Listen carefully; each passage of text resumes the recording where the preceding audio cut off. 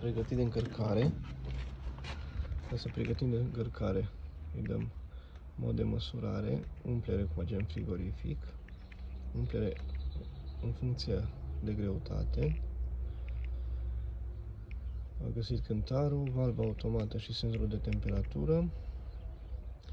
I-am setat că vrem 3 kg, încărcarea prin impulsuri și ok.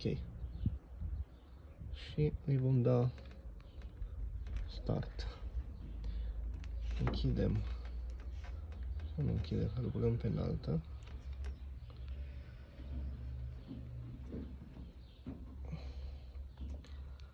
Și îi spunem să pornească, automat.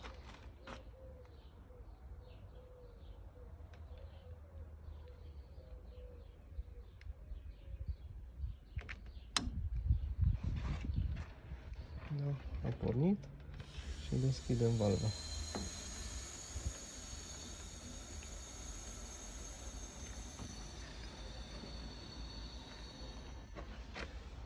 Da, îl bagă sub formă de jeturi.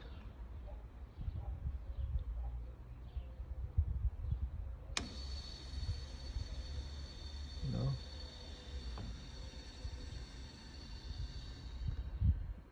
Deci nu îl bagă sub formă de impulsuri, că așa am selectat. Și vedem ce se întâmplă.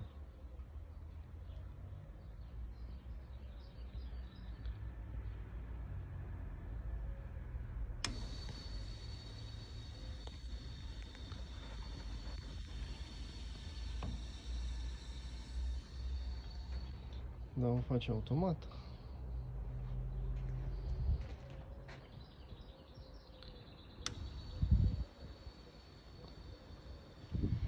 Urmează să încheie procedura.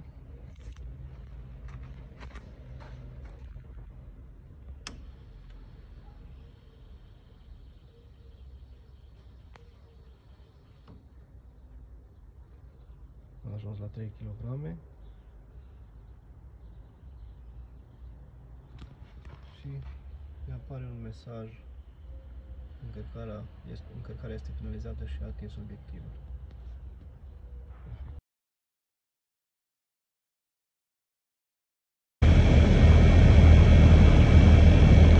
Am presiunile astea și îmi congelează.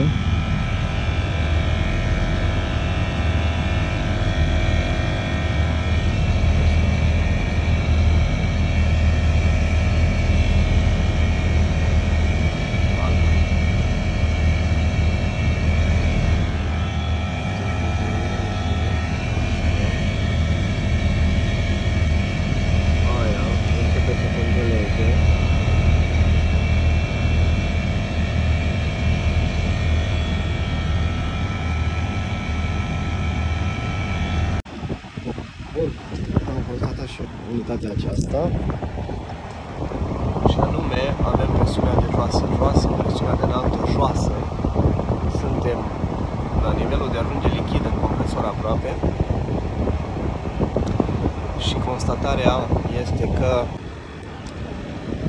presiunea de joasă, presiunea de înaltă joasă. Consum scăzut. Concluzie: supapă defect în compresor. Soluție: înlocuirea compresorului. Supapele de la compresor comunică. Camera de compresie, camera compresorului înaltă cu joasă comunică și din cauza asta avem presiunile joase. Da?